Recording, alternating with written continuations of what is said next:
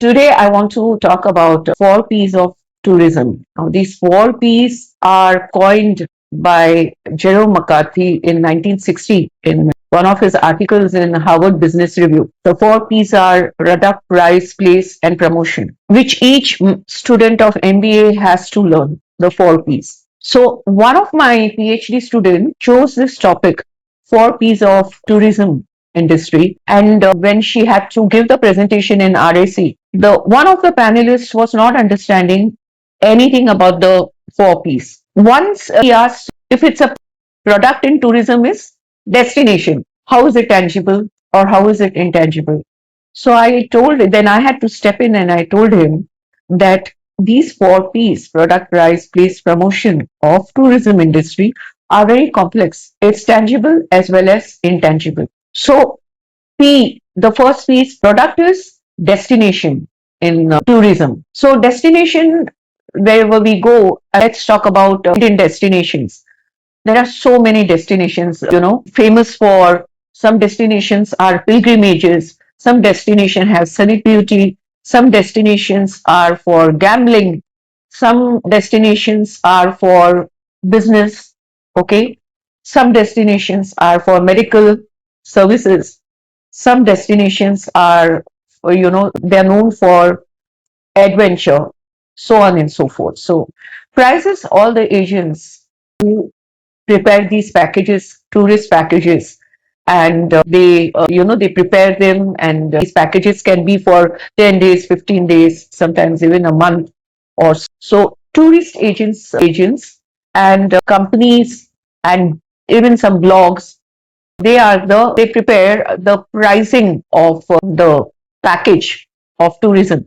Even if I go alone, I will decide a package in my mind, how much I can spend on a destination. So price is the money that we spend on a tourism destination. A place are all these tourist agents like Veena Tour, then Kesri, Raja Rani, Cox and Kings, these and some more. Okay, so these agents are the place, they distribute the tourism.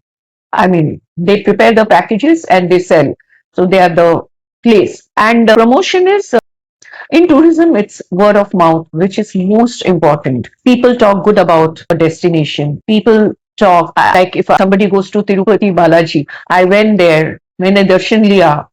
So it's word of mouth in tourism. Okay, and promotions happen by the agents, by the bloggers, by the government websites about tourism industry. So promotion is promotion, which, again, I would say promotion decide, if a place is promoted, if it's hyped, the money, it can attract more travelers and more marketing of that destination. For example, one of such destination which is overhyped at this moment is Goa is so overhyped that, from past 2 years, the tourism department of Goa is thinking of various strategies how they can pull more customers.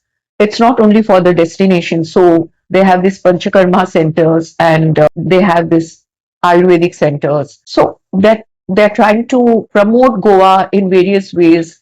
And suddenly there's also a hike to those, what should I say, they have these ships which promote gambling. So people go there to gamble in the night, and that's permissible. They have licenses. So that's growing in Goa. So these four P's of tourism. Now, product also will have, when we talk about a product, the destination will have various parameters which the tourists remember.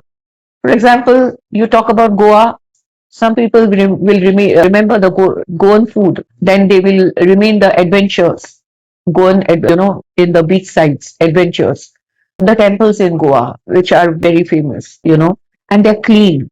They're by God's grace, they're really clean, the temples in Goa. So certain community people have their family deity in Goa. So families will go there.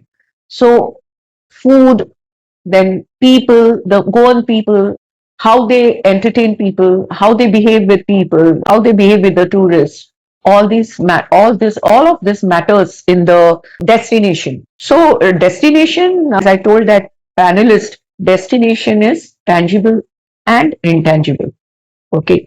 What really makes the destination famous is the experience. How nostalgic you feel about that place, how you remember after you return back to your house about the destination. So that experience is the package. I mean, what makes your tour, worth remembering. Experience is very important. That comes from the people. So these 4 P's are the of tourism: product, price, place, promotion. So, ma'am, how does extended marketing mix fits in tourism? A very good question.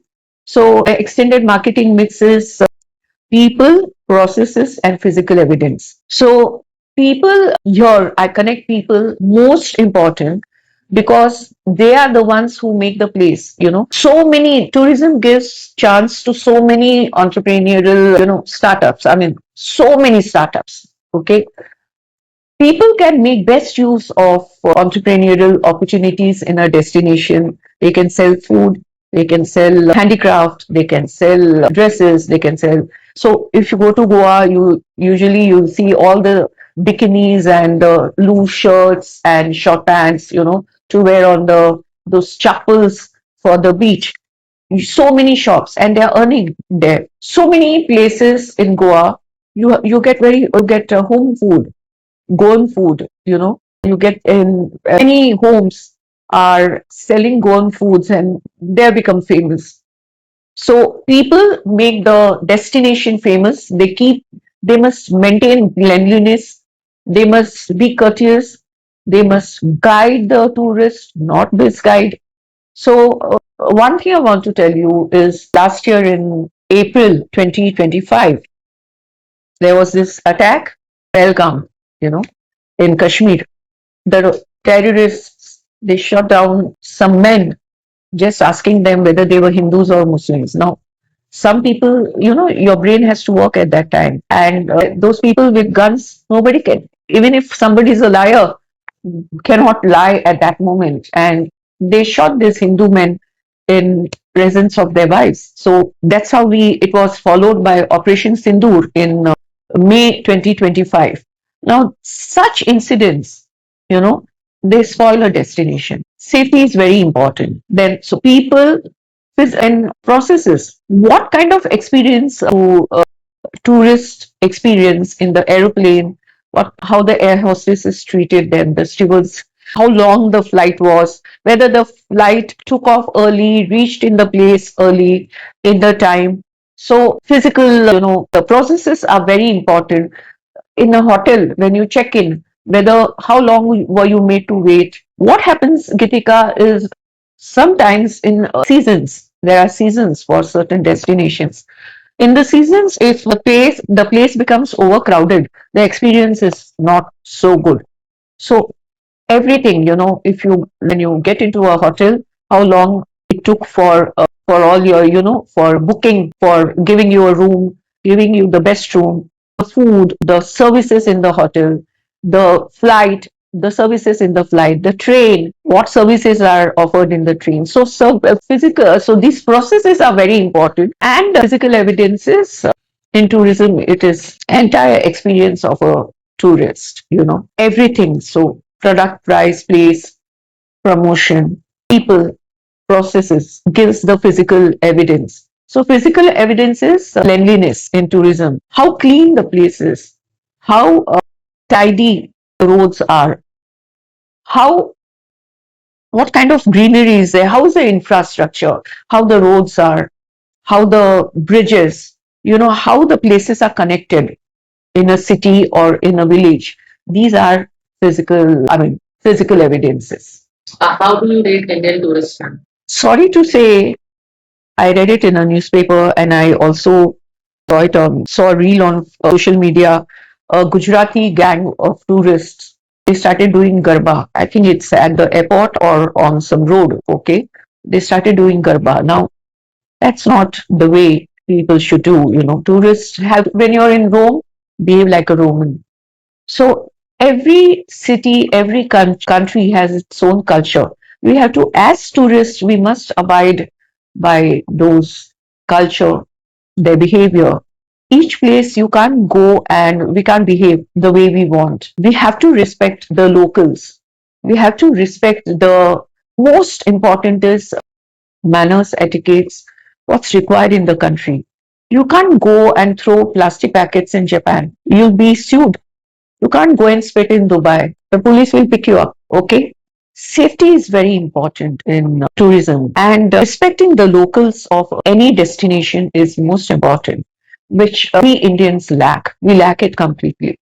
I won't name any specific religions, but then Indians overall lack the manners and etiquettes. So if you go to watch Ajanta Ellora, where the entire world comes to see, it's one of the biggest heritage site in India.